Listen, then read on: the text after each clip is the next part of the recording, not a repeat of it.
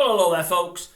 At a time when Philip Schofield is coming back into the consciousness, if you've seen the video 15 minutes ago, you'll know what I'm talking about with all these rumours about a gig on, is it Talk News, Talk TV, whatever it's called. I keep calling it Talk News, I think it's Talk TV, I keep getting it wrong, but who cares, it's not much of an entity really anyway. But anyway, the rumours are that he's trying to get a gig there and his pal Vanessa felt he's trying to help him.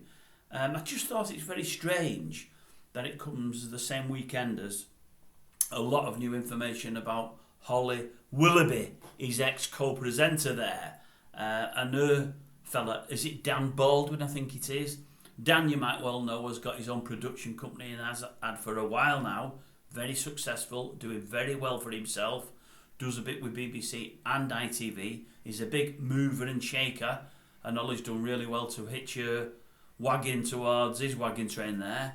Anyway, I read only the other day that he's now very close to setting up, or has just set up his own talent agency. He's already got a production agency, he produces lots of shows. He's setting up a talent agency now because that's where all the money is, getting the talent early and farming it out.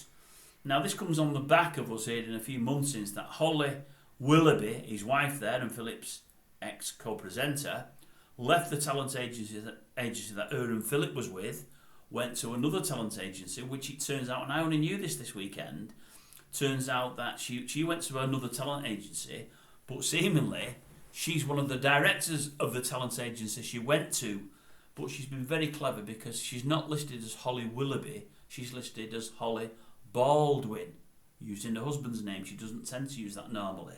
I think that's been to put people off the scent. So she went to another talent agency, of which she is one of the directors. Her old fella Dan there is setting up his own talent agency. I would imagine we're going to get an amalgamation of the two. So him and Holly are trying to build their own castle there and trying to make their way in the world and become even stronger than they already are. It's funny that at the same time, Philip is trying to get back onto, is it again, Talk TV, Talk News, and try to rebuild his brand.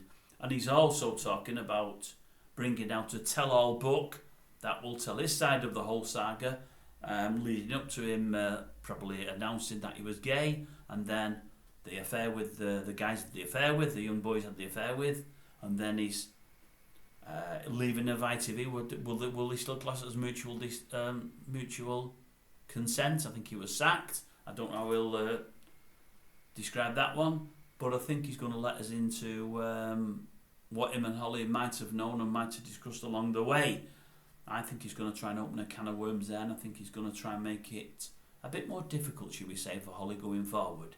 He's had a lot of grief over the last couple of months, and I think he wants to lay some at her door. I might be wrong, but that's how I'm reading it as an outsider.